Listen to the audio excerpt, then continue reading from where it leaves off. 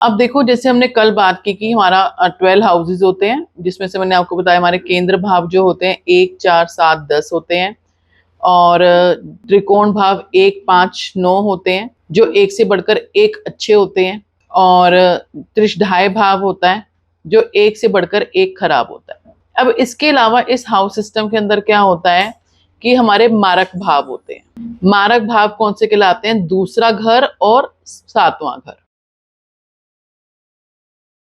अब ये मारक क्यों कहलाते हैं? ऐसा होता है कि हाउस सिस्टम में क्या होता है, जैसे ये पहला हाउस है, हर हाउस का उसके पीछे वाला जो घर होता है ना, वो उसका व्यय का भाव होता है, एक्सपेंडिचर भाव होता है।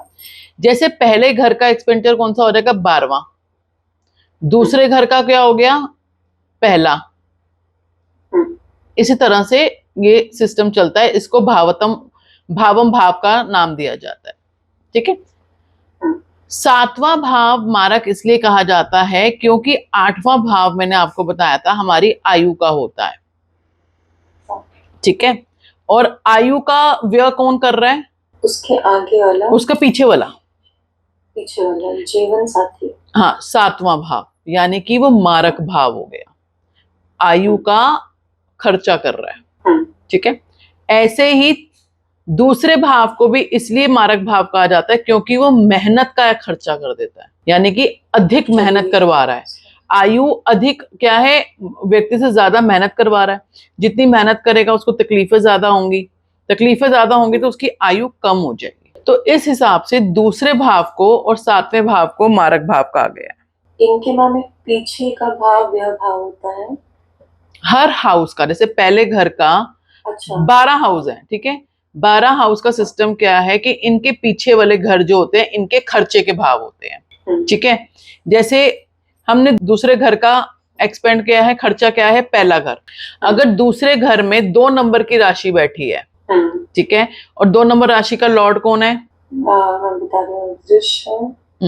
शुक्र है। शुक्र है।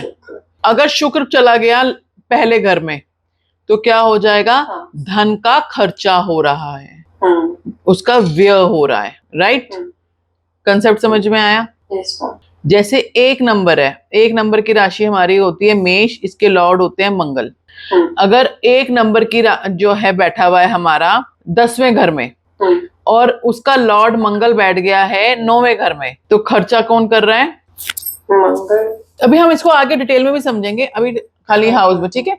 मतलब सिंपल सी भाषा में ये है कि हर हाउस का उसका पिछला वाला हाउस उसके खर्चे का भाव है। ठीक है। अगर लॉर्ड उनके साथ में बैठ के तब भी पीछे वाला घर उसका खर्चे का कहलाएगा।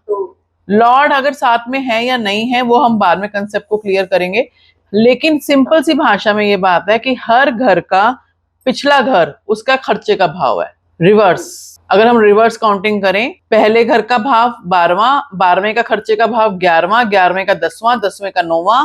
समझ गए? Reverse counting.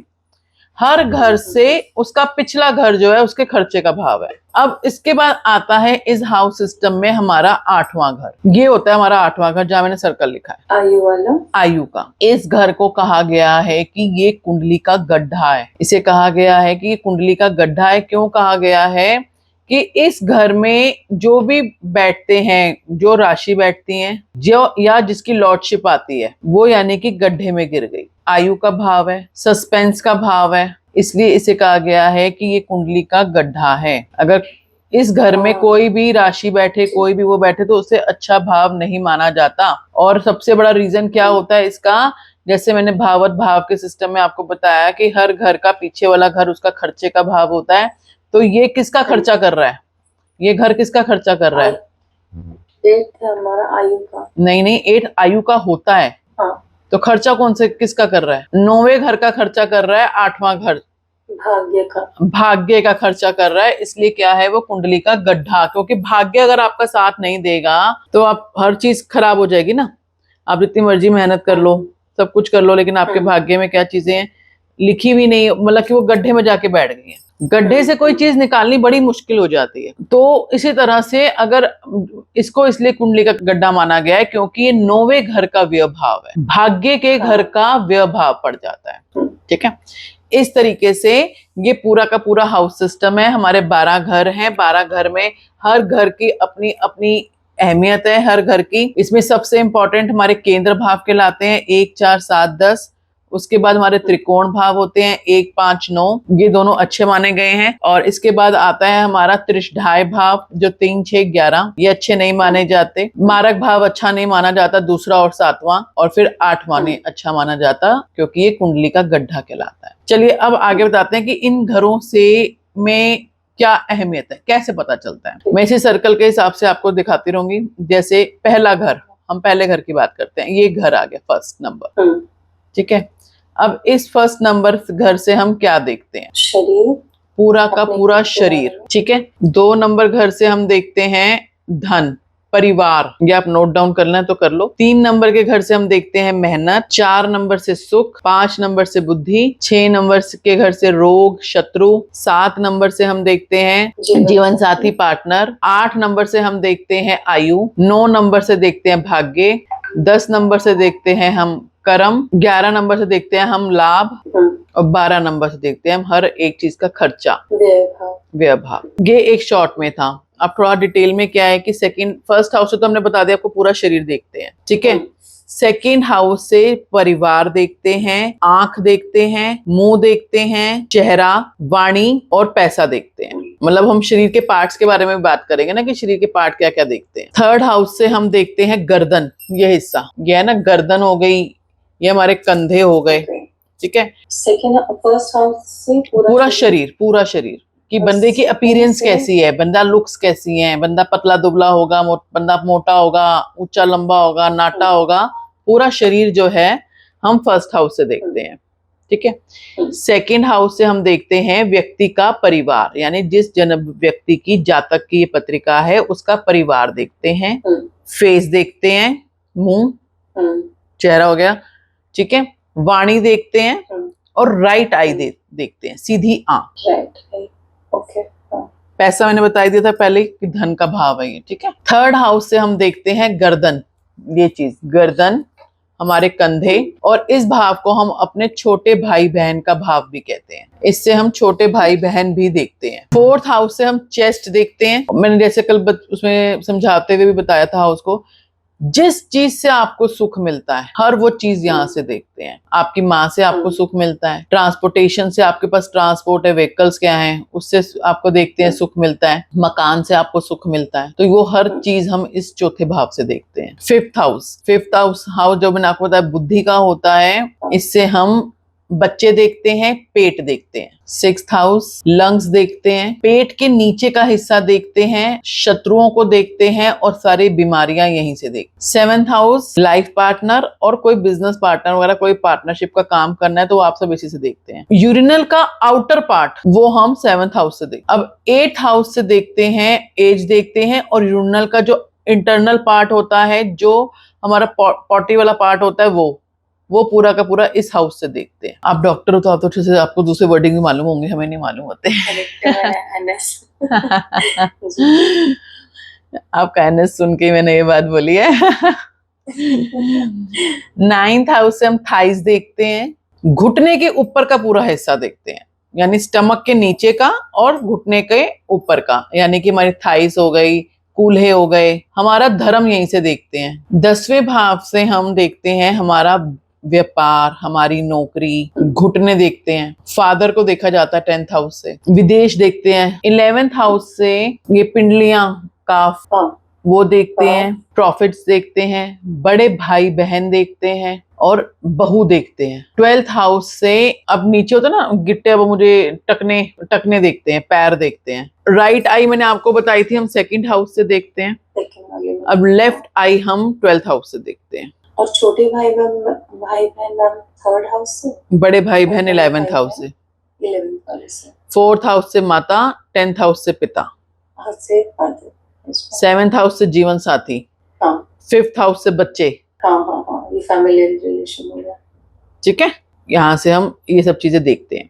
हाउस सिस्टम पूरा क्लियर है। अब वो भी चीजें पूरी क्लियर होंगी जो मैंने आपको पहले सारी कैरेक्टरिस्टिक्स सबकी लिखवाई हुई है। अब आपके लिए मैं भी लॉर्डशिप भी लिखवानी शुरू कर दूंगी, लेकिन यहाँ पे आपको सारी कैरेक्टरिस्टिक्स सबकी लर्न होनी चाहिए, जितने भी ज़ोडिक साइन है, जितने भी आपके 9 प्लैनेट्स हैं, क्योंकि वो ज़ोडिक साइन के आपको लर्न होंगी तभी आप किसी को कंसल्टेशन दे पाओगे। जैसे मैं भी आपको बताती हूँ, स्क्रीन शेयर करती हूँ आपके साथ। जैसे अब यहाँ पे अगर ये चार्ट है, 3 नंबर लिखा हुआ है यहाँ पे, मैंने आपको बताया था कि जो पहले पे नंबर लिखा होगा तो उससे एंटी क्लॉक जो है सारे एंटी क्लॉक हम नंबर्स लिखेंगे। अब हमने यहाँ पे सारे नंबर लिख दिए।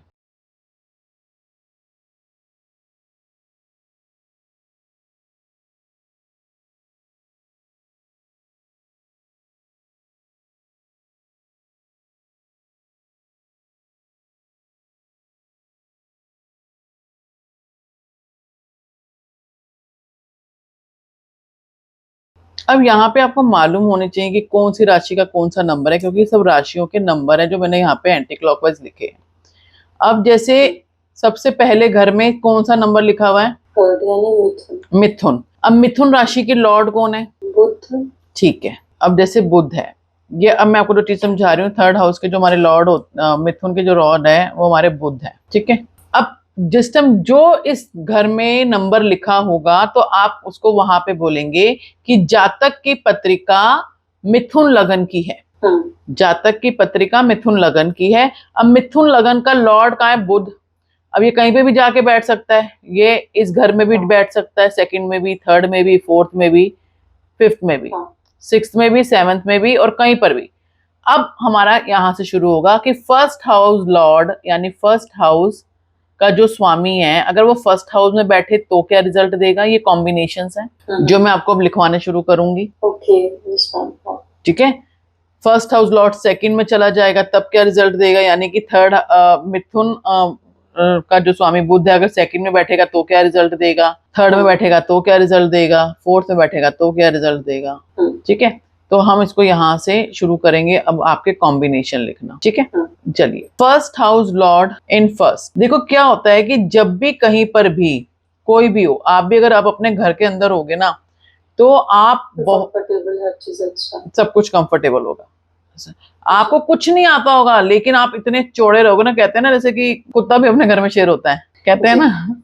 तो यहाँ पे भी वही हिसाब होता है कि अगर खुद के घर में आके आप बैठ गए हो तो अच्छा माना जाता है। ऐसा व्यक्ति हमेशा अपने बारे में सोचता है। 1st हाउस लॉर्ड इन 1st व्यक्ति अच्छा होता है, अपने बारे में सोचता है, अपनी ग्रोथ के बारे में जानना चाहता है, अपने आप को एक काफी ऊंचे लेवल पे देखना चाहता है। अब यही 1st हाउस लॉर्ड अगर 2nd घर में जाता है तो ऐसे व्यक्ति की जो बुद्धि होती है कहाँ जाएगी? 2nd हाउस किसका चीज का होता है? धन और परिवार। हाँ, तो ऐसे व्यक्ति का दिमाग कहाँ चला जाएगा? पैसों से, बिजनेस में, पैसे कमाने में।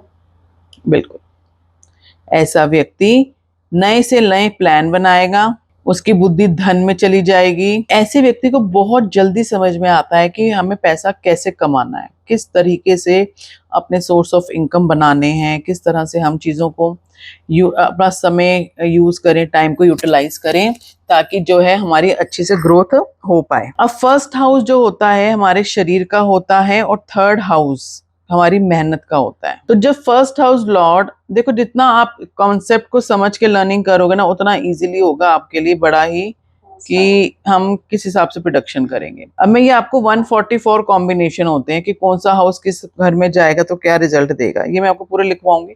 फिर इसके बाद जब तक आपको लर्न हो जाएगा फिर हम 2-3 कुंडलियों को एनालाइज कर लेंगे। ठीक है। शुरू में तो आप अपने नोट्स देख के करोगे, फिर धीरे धीरे आपको अपने आप आ जाएगा। मतलब बेसिकली हम बुध की कैरेक्टरिस्टिक हम 3rd हाउस के कैरेक्टरिस्टिक से मैच करेंगे और उसके बेसिस पे प्रोडक्शन या कंसल्टेशन देंगे। हाँ जी, सबसे, हाँ बिल्कुल चीज ये बेसिक यही है। चलो, अब 1st हाउस लॉर्ड जब 3rd में जाएगा तो व्यक्ति मेहनत करता है, जोशीला होता है, उस अपनी लाइफ में हर एक चैलेंज को एक्सेप्ट करता है। 1st हाउस लॉर्ड जब 4th में जाता है तो व्यक्ति को अपनी प्रॉपर्टी होती है, उसके पास माता का सुख होता है, उसे अपने घर के आसपास ही रहना पसंद होता है। ऐसे लोगों को ना अगर आप कहोगे ना कि चलो बाहर चलते हैं, कुछ कहेंगे फ्रेंड सर्कल में चलो चलो घूम के आते हैं, तो उनको पसंद नहीं आता, कहते चल छोड़ो यार हम क्या करेंगे, यार घर में भले है ना, हाँ, मस्त अपना खाएंगे पिएंगे सोएंगे, उनकी लाइफ, उनके लिए वही सुख होता है, उनको वहीं पे बहुत इंजॉयमेंट मिलता है। हाँ, फर्स्ट हाउस लॉर्ड जब 5th में जाता है, कहाँ चला गया? बुद्धि में चला गया। ऐसे हाँ। व्यक्तियों की अच्छी मतलब सोचने समझने की क्षमता अच्छी होती है,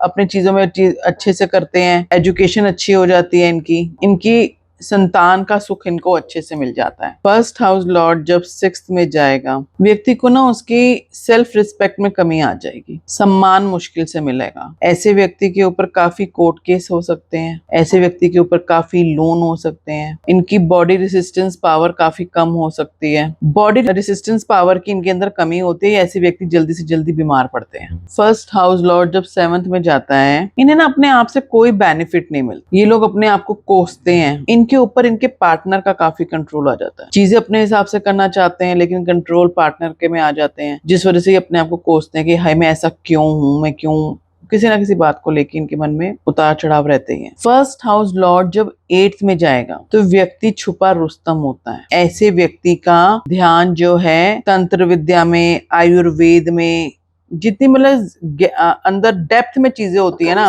अकल्ट साइंस, जितनी डेप्थ में चीजें होती है ना, उनको करने का इनका मन रहेगा। इन्हें कोई लंबी बीमारियां भी हो सकती हैं। जब दशा और महादशा आती है, अंतरदशा आती है, तो ये हाउसेस एक्टिवेट हो जाते हैं। दशा महादशा का क्या हिसाब होता है? 120 साल की दशाओं का कर्म चक्र चलता है, ठीक है। हर प्लैनेट के पास इतनी दशा होती है। केतु की दशा 7 साल चलेगी, वो भी मैं आपको लिखवाऊंगी आगे। तो जब जिस प्लैनेट की दशा आती है ना, जैसे गुरु की दशा आई, ठीक है, एक तो गुरु आपका एक्टिवेट हो गया, ठीक है, जिस हाउस में उसकी राशियां बैठी हैं वो एक्टिवेट हो गई, जिस हाउस में उसकी लॉर्डशिप गई है मतलब वो भी एक्टिवेट हो गए।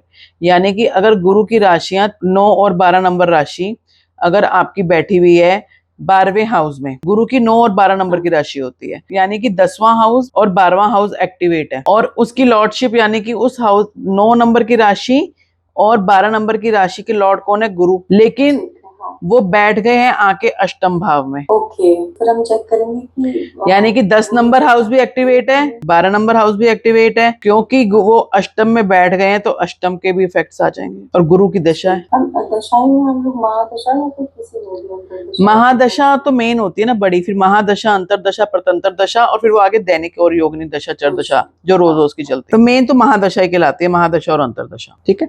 जब प्रोडक्शन करते हैं तो आप महादशा और अंतरदशा देख के करोगे, रोज रोज तो नहीं होगा ना कि आप सुबह आंख खोल रहे हो तो आज मेरे दिन में क्या होने वाला है, आज ऐसा है, वो बहुत अंधविश्वासी वाली बात हो जाती है। बहुत पुराने जमाने में होता था, ऐसा करते थे कि हम अब इस ग्रह पे, इस यहाँ पे, इस टाइम पे आ रहे हैं नक्षत्र, तो हम तब पैर बाहर निकालेंगे, तो बहुत अंधविश्वास है। आज के टाइम में आने में बहुत ऊपर उठ गए हैं, तो ठीक है, ये हमारे साथ सपोर्ट सिस्टम है, हमें गाइडेंस दे रहे हैं, लेकिन अंधविश्वास नहीं करना, हमें अंधविश्वास नहीं करना। तो हाँ, उस टाइम एक्टिवेट हो गया हमारा महादशा है, तो ये चीजें एक्टिवेट है, यानी कि 8th हाउस एक्टिवेट है। तो जब ऐसे एक्टिवेशन हो जाती है ना हाउस की, तो क्या करो कि क्योंकि 8th हाउस आपको मैंने बताया कि कुंडली का गड्ढा है, आपको तंग करेगा, तो ऐसे व्यक्ति को ना जो उस समय जो है दशा अंतरदशा के अंदर ये अकल्ट साइंस से रिलेटेड कोई भी सब्जेक्ट पढ़ लेना चाहिए, स्पेशली एस्ट्रोलॉजी ही पढ़नी चाहिए। लेकिन अगर एस्ट्रोलॉजी नहीं पढ़ते ना, तो जो जैसे टैरो हो गया, न्यूमरोलॉजी हो गई, रेकी हो गई, मतलब जो बहुत सारी चीजें हैं, तो अकल्ट साइंस की कोई भी चीज इनको पढ़ लेनी चाहिए। उससे क्या होता है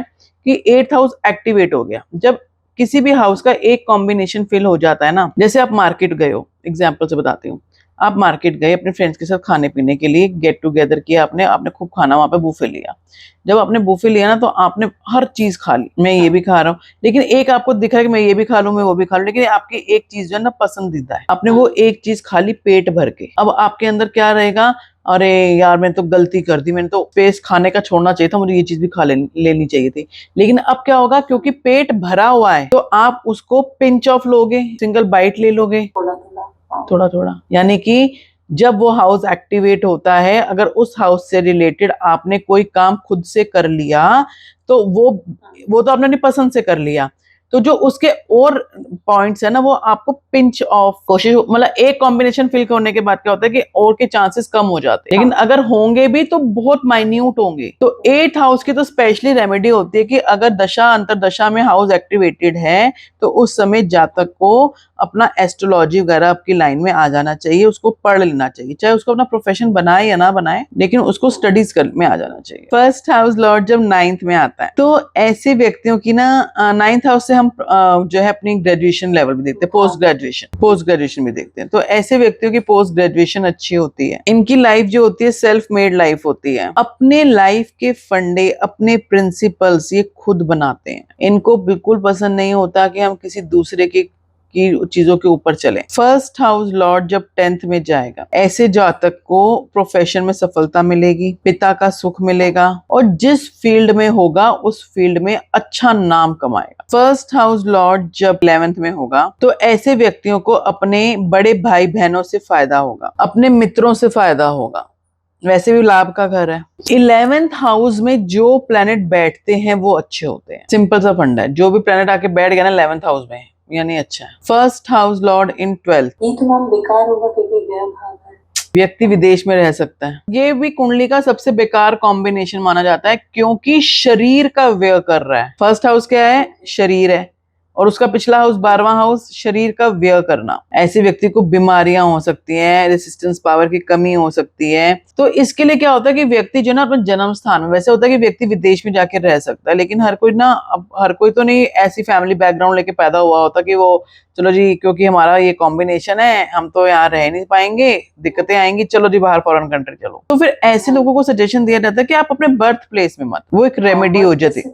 हाँ, बर्थ प्लेस से दूर, जितना मैक्सिमम दूर हो सकते हो, क्योंकि विदेश बहुत दूर है ना, विदेश पास में नहीं है, 7 समुंदर पार करके जाना है। तो इसी तरह से अगर किसी व्यक्ति का फर्स्ट हाउस लॉर्ड 12th में चला गया है तो व्यक्ति के लिए सबसे अच्छी रेमेडी होती है कि बर्थ प्लेस में मत रहो। ऐसे व्यक्तियों का पैसा जो है ना बीमारी पे बहुत खर्च होता है। शरीर का व्यय हो गया, अब शरीर पर दिक्कतें हैं शरीर में, आज मुझे यहाँ दर्द है, आज मुझे वहां दर्द है, तो वो हर चीज यहाँ पे कॉम्बिनेशन को वो कर देती है, चीजें खराब कर देती है। तो जब फर्स्ट हाउस लॉर्ड 12th में जाता है तो ये आता है कि व्यक्ति को अपने बर्थ प्लेस से थोड़ा दूर हो जाना चाहिए। ठीक है, फर्स्ट हाउस का पूरा कर दिया, first house Lord 12th house में बता दिए। अब हम चलते हैं सेकंड हाउस। ठीक है, धन का।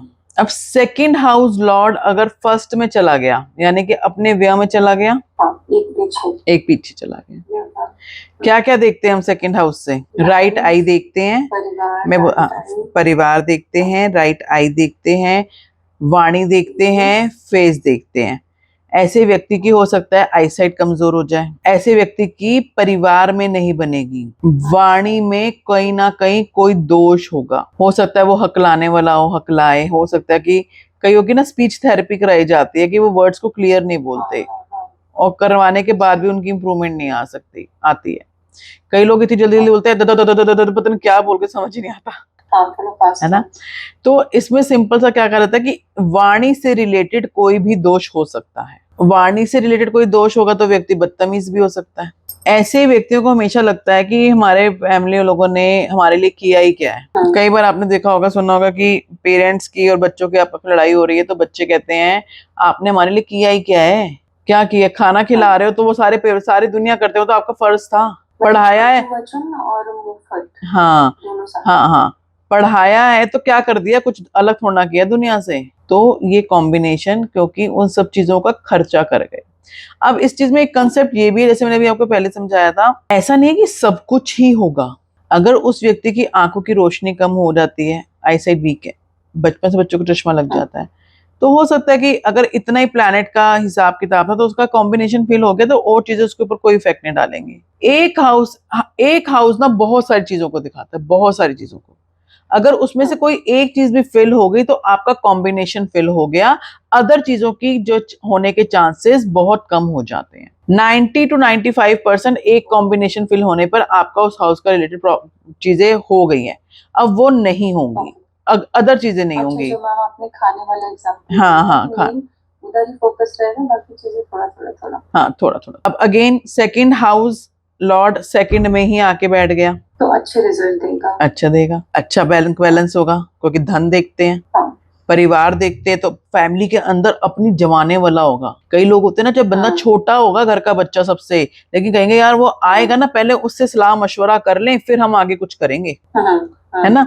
तो परिवार का पूरा सुख मिलता है, अच्छा बैंक बैलेंस होता है, पावरफुल होता है व्यक्ति। सेकंड हाउस लॉर्ड जब थर्ड में जाता है तो व्यक्ति मेहनत से पैसा कमाता है, अपना दिमाग लगाएगा, उसको पता होगा कि मुझे कैसे कमाना है पैसा। मतलब कि एक होता है ना, आपको गाइड कर दिया कि जैसे आपके लिए भी अगर होगा, किसी को बच्चे होते हैं ना 10th 11th में, आज हमारे भी, मेरी भी डॉटर इस बारी 10th में, तो हम भी उसके साथ ना करते हैं कि तुझे क्या बनना है, क्योंकि अभी टाइम ऐसा है कि इसके बाद तुम्हारी टाइम आ जाएगा चूज करने का सब्जेक्ट, ठीक है, तुम्हें चूज करना है, तो तुम अपना इंटरेस्ट एक जगह बिल्ड करो ताकि आगे तुम्हारे लाइन लेना इजी हो जाए। हम यहाँ पे उसको गाइडेंस दे रहे हैं। लेकिन जब ये सेकंड हाउस लॉर्ड थर्ड में जाता है ना, तो व्यक्ति अपना दिमाग खुद चलाएगा, मुझे ये करना है, मेरी बुद्धि यहाँ पे जा रही है, मैं तो इसी काम पे मेहनत करूंगा, मतलब वो दूसरों की गाइडेंस लेना एक्सेप्ट नहीं करता। सेकंड हाउस लॉर्ड जब फोर्थ में जाता है तो उसके परिवार में पूरी सुख सुविधाएं होती हैं। व्यक्ति अपनी माँ को पैसा दे सकता है, माँ के ऊपर पैसा खर्च कर सकता है, मतलब माँ के लिए न्यौछावर हो सकता है, और जिस चीज से उसको सुख मिलेगा ना, वो उस हर चीज पे पैसा खर्च कर सकता है। कई लोग होते हैं बड़े कंजूस होते हैं, उसको पता आता है कि है मैं यहाँ पे जाऊंगा तो मुझे बड़ा कंफर्ट मिलेगा, आज मैं बॉडी मसाज करा लेता हूँ, ये कर लेता हूँ तो बड़ा मजा आएगा। लेकिन अब पता चला जी वहां पे तो 5,000 रुपए की होगी बॉडी मसाज, तो भाई नहीं जी नहीं, बहुत पैसे खर्च हो जाएंगे, मेरे को नहीं करना। वो समेट लेगा और अपना मन मार लेगा, कहानी खत्म। ऐसा व्यक्ति नहीं करेगा। खुद के लिए नहीं करेगा, पर अपने दूसरों के लिए, जैसे मदर के लिए और नहीं, अपने लिए भी बात कर रही हूँ। ऐसा व्यक्ति करेगा खर्चा, जिस चीज में उसको सुख मिलेगा अपने लिए करेगा, और अपने से हटके सिर्फ अपने माँ के लिए करेगा। अच्छा, अपने लिए तो करेगा ही करेगा। ऐसा भी आपने देखा होगा अपना इसमें लाइफ के लिए एग्जाम्पल भी, अगर कि अगर आप ये देखो, कई लोग होते हैं अच्छे मैरिड होते हैं, बच्चे वाले होते हैं, लेकिन तब भी ना वाइफ्स की कंप्लेंट होती है कि ममाज बॉय है। उसको बच्चे का कॉम्बिनेशन क्या होता है, वो सब कुछ कर लेगा, लेकिन वो कहेगा कि अगर उसने कहीं पे कहीं मार्केट गया, सबके लिए लाए ना लाए, अपनी माँ के लिए कुछ ना कुछ जरूर लाएगा। ठीक है, तो ये कॉम्बिनेशन क्या दिखाता है, जातक की अपने माँ के साथ अच्छी बाउंडिंग दिखा देता है। अब सेकंड हाउस लॉर्ड अगर फिफ्थ में जाएगा, एक तो व्यक्ति को अचानक से पैसा मिल सकता है इस कॉम्बिनेशन में। अब अचानक से पैसा कहाँ से आ सकता है, या तो किसी गवर्नमेंट पॉलिसीज में उसने इन्वेस्टमेंट कर रखी है तो वो अचानक से कहीं से आ गई, कोई एक्सटर्नल प्रॉपर्टी जो है वो बिक गई तो अचानक से मिल गया उसको। और सेकंड ऑप्शन होती है कि व्यक्ति जुआ खेल सकता है, गैम्बलिंग, अचानक से पैसा वहां से भी मिल सकता है। अपनी स्टडीज पे, अपने लव अफेयर्स पे ज्यादा पैसा खर्च करेगा, क्योंकि फिफ्थ हाउस से हम पढ़ाई भी देखते हैं, हमारे लव अफेयर्स भी देखते हैं, हमारे बच्चे भी देखते हैं, तो इन सब चीजों पे व्यक्ति पैसा खर्च करेगा। सेकंड हाउस लॉर्ड जब सिक्स्थ में जाएगा, अब कहाँ पैसा खर्च होगा, शरीर पे, रोग पे, कोर्ट कचहरी पे, लड़ाई झगड़ों में, और लोन्स पे, जहां भी पैसा दे रखा होगा वापस नहीं मिलेगा, खर्चा हो गया पैसा वहां पे। सेम अब सेकंड हाउस लॉर्ड अब सेवंथ में आया, सेवंथ हाउस से क्या देखते हैं, जब जीवन साथी देखते हैं ना, तो यहाँ से हम हाँ, तो हम भोग विलास भी देखते हैं, सुख सुविधाएं देखते हैं। तो ऐसा व्यक्ति को पार्टनरशिप सूट करेगी, अपने पार्टनर से बाउंडिंग अच्छी होगी, भोग विलास पे पैसा खर्च करेगा, अपने पार्टनर पे पैसा खर्च करेगा। सेकंड हाउस लॉर्ड जब 8th में जाएगा, आ गया ना कुंडली का गड्ढा, तो ऐसे व्यक्तियों की अपने परिवार में नहीं बनती। ऐसे व्यक्तियों को कहीं पर भी बाहर पैसा नहीं देना चाहिए, अगर दे दिया तो समझो वो एक तरीके से वो डूब ही गया, क्योंकि सेकंड हाउस से हम राइट आई देखते हैं, हमारी वाणी देखते हैं, और जब ये इसका लॉर्ड चला गया 8th में, तो इससे रिलेटेड कोई भी दिक्कत व्यक्ति को हो सकती है। बोलने या देखने का विकार, कईयों को होता है ना कि एक आंख से दिख ही नहीं रहा, कई लोग ऊंचा सुनते हैं, तो कुछ भी हो सकता है उसका। इस कॉम्बिनेशन में क्या होता है कि सेकंड हाउस जब इसमें 8 में जाता है, तो व्यक्ति का बचपन ना थोड़ा हार्डशिप्स में रहता है, उसको ज्यादा सुख सुविधाएं नहीं मिल पाती, परिवार से नहीं बनेगी, तो ये बताया मैंने आपको, ठीक है ना। अब सेकंड हाउस लॉर्ड आपका 9th में चला गया, 9th हाउस में क्या देखते हैं, मैंने कहा धर्म देखते हैं, पोस्ट ग्रेजुएशन देखते हैं। अब धर्म भी, पोस्ट ग्रेजुएशन भी क्या होती है, आपकी लाइफ का आधा हिस्सा देख जाने के बाद देखती है ना। पोस्ट ग्रेजुएशन जाओगे तो मेरे ख्याल से 23-24 के पास आसपास ही जाओगे, ठीक है। तो पहले सबसे पहला कॉम्बिनेशन इसमें क्या आता है कि व्यक्ति का सेकंड हाफ, अपनी लाइफ का सेकंड हाफ ज्यादा अच्छा होता है, ओके जी, ठीक है। शादी के बाद भाग्य उदय होता है, अच्छा रहता है ना। शादी के बाद जैसे बिफोर मैरिज होता है ना, कई लोगों की लाइफ बहुत ज्यादा स्ट्रगल में बीती है, सब कुछ बीता है, लेकिन आफ्टर मैरिज कहते हैं यार चीजें बहुत इंप्रूव हो गई हैं इसकी, तो बहुत चीजें लाइफ अच्छी इसकी स्मूथ चलने लग गई है। तो ऐसे व्यक्तियों की जो है शादी के बाद लाइफ थोड़ी अच्छी हो जाती है पहले से। व्यक्ति का पैसा धर्म में जाता है। सेकंड हाउस लॉर्ड जब 10th में जाएगा, व्यक्ति का पैसा अपने पिता पर खर्च होगा। व्यक्ति के कई तरह के बिजनेस हो सकते हैं, घुटने की परेशानी भी हो सकती है। सेकंड हाउस लॉर्ड जब 11th में आता है तो व्यक्ति पढ़ाई में अच्छा रहता है, अच्छी इन्वेस्टमेंट्स कर सकता है, और जहां पर भी पैसा लगा देगा तो प्रॉफिट उसको मिलेगा ही मिलेगा। 11th हाउस है ना। सेकंड हाउस लॉर्ड जब 12th में जाएगा तो व्यक्ति विदेश यात्रा पर पैसा खर्च करेगा। अगेन वही कॉम्बिनेशन आ जाएगा कि वाणी और दृष्टि में कोई ना कोई दिक्कत आ सकती है। अगर इसका लॉर्ड, सेकंड हाउस का लॉर्ड 12th में गया और किसी के साथ उसकी युति हुई यानी कंजंक्शन हुई, शुभ ग्रह के साथ बैठेगा तो शुभ रिजल्ट देगा, अशुभ ग्रह के साथ बैठेगा तो अशुभ रिजल्ट देगा। यानी कि शुभ ग्रहों के साथ बैठेगा तो अच्छी चीजों पे पैसा खर्चा करेगा, और अशुभ ग्रहों के साथ बैठेगा तो बेकार की चीजों में पैसा खर्च करेगा। मैम एक और चीज था कि वाणी और आपने क्या बताया? सेकंड हाउस से क्या देखते हैं? मैम वाणी, राइट आई। हाँ, तो उन सब चीजों की प्रॉब्लम आ सकती है। आज हम यहीं तक की क्लास रखेंगे।